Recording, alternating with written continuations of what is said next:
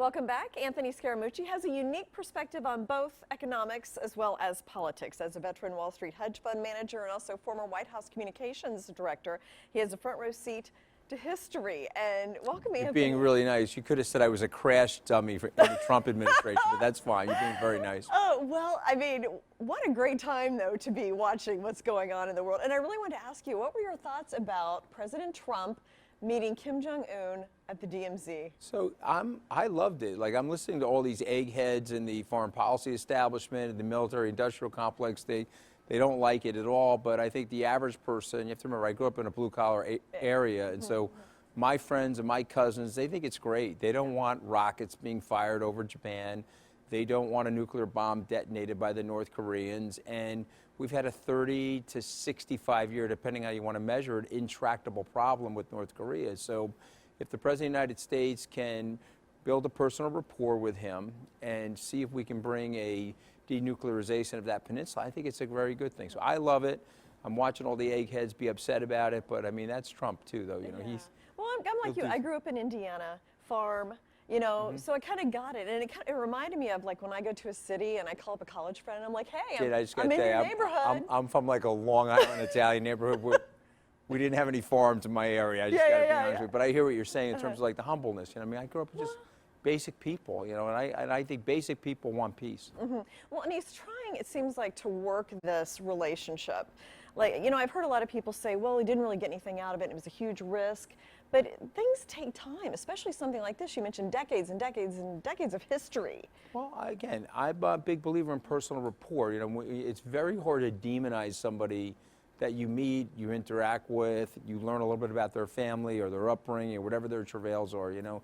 Yeah, we're all struggling with something. And so when you get somebody together, you're like, okay, look, you see their humanity. You know, I think we have a tendency in foreign policy or with adversaries to demonize each other, but when you meet each other, it's hard to do that, and there's more humanizing going on. So I like it. Yeah, and it seems like there might be a spark of something there. Iran, on the other hand, I just don't see a lot going on there. That just seems like both sides are just becoming more dug in. Well, the unfortunate situation with Iran is that it's like they've been allowed to spread state-sponsored terrorism for 3 decades, and so. When I was in Iraq on a troop support mission, what's our problem here? It's Iran. When I was in Israel, what's our problem? Well, it's Hezbollah and Hamas. It's being supported by Iran. When I was in Saudi and talking to the Saudis, the Yemeni problem and the war with Yemen, really state-sponsored terrorism by Iran. And so what's happened now is that they have a very big position in the region, and they don't want to give it up. And so the president, by ripping up the deal, the Obama administration put in place has caused this conflagration. And so what we have to do is we have to hope for no war, because God forbid, the United States does not need another war, but we have to check Iran because they are causing so much instability in the Middle East. That'd be bad for our economy, obviously bad for oil prices, and we don't need that increased volatility. We're in our 121st or 122nd month of economic longest expansion in history. And so let's see if we can dial that back as well. Yeah. So are we actually really seriously talking about socialism in the U.S.? Did you watch the Democrat debates? Yes, we're talking about socialism in the United States because, you know, something that Donald Trump does to people, they take a Trump derangement pill in the morning and they wake up and they start doing things that are like radicalized. And so if they go in that direction, they're virtually guaranteeing the president's reelection. Yeah, I don't think the United States is ready for socialism. I was with somebody the other day that was talking about the virtue of it. I said, well, wait a minute, you're a super hard worker.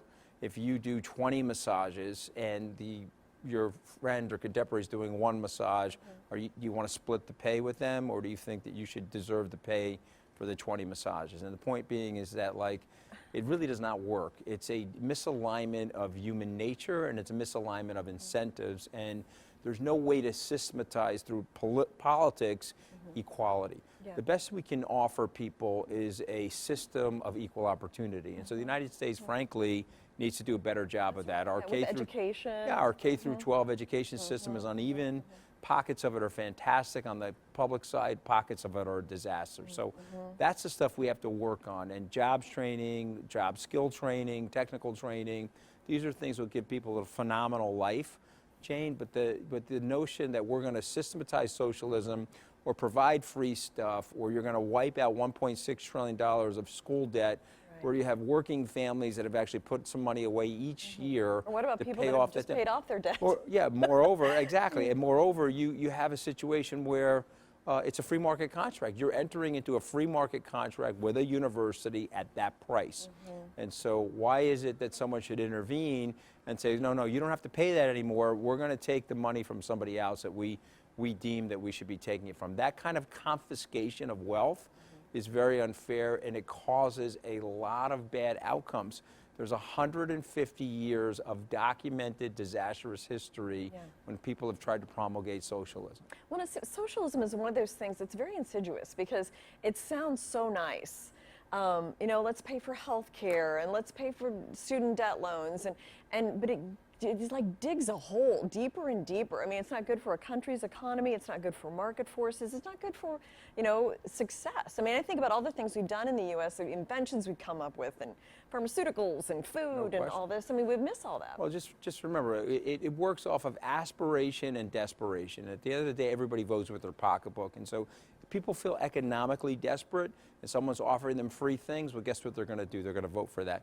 If they feel aspirational, if they feel that their family or their children have this opportunity to reach the arc of the American dream, of course they're not going to vote for that. They want to see their children do better than themselves. And so it's very, very important for the government, interconnected with the private sector, to create that aspirational society. I think one of the reasons why the president won, for 30 years, there was stagnation in job opportunity and wage growth in the middle of America. The lower and middle income people were struggling. We've seen a 5.5% increase in their wages over the last 2 years. We've cut the slack in the labor market. Don't forget that the reduction of illegal immigration has had this very positive economic effect. It's helped the lower and middle income people because by cutting the slack in the labor market, you've dropped African American and Hispanic American unemployment to all-time lows. So there's a lot of great things going on. And like the president said during the State of the Union address, we just got to stay out of war, because if all these great things going on, there'll be economic innovation, economic growth, and there'll be a lot of abundance that we can share together in our society.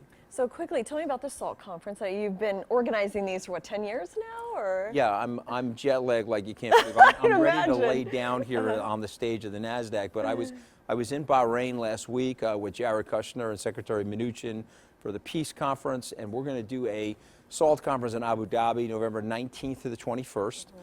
We do conferences in Las Vegas in May. We've done 10 of them in Las Vegas, 2 of them in Singapore, 1 of them in Tokyo, and so this will be our first conference in the Middle East, and we're working with Abu Dhabi Global Markets to have them co-sponsor the event with us. And we're very, very excited about it. We're going to bring lots of people from North America, but we're going to try to draw from the rest of the world so people can learn about what's going on in the region and also the economic growth and opportunity there. And can somebody, if they can't go, can they stream it? Is it streamed? Can Yes, they watch? Absolutely. Okay. If you go to salt.org, you can see the streaming from the May conference. One of the more fun experiences for me, John Kelly, the White House Chief of Staff, fired me 2 years ago from the White House. I did something stupid, which was regrettable. I ended up getting fired. People thought we'd have a riff with each other, but I interviewed him live at my conference in May, and so it was a lot of fun. I was like, John, our last conversation went 3 minutes. It was very bad for me. Okay, let's make this a better conversation. But you can see all of those interviews. I'm sure there's a lot of really interesting content. Well, we have a lot of fun. I mean, I think the key thing about being in business is, got to work hard, be industrious, but I think you also have to have a lot of fun and enjoy it. We're very blessed to live in this country and participate in this economy. Keeps us sane. So thank you so much, Anthony, Appreciate you. for It's great to coming be and here. sharing your thoughts. I hope you come back. I look forward to it. Anytime you invite me, I'll be here. Okay. I've never missed a TV appointment. Thank you as well for joining us. We'll be right back.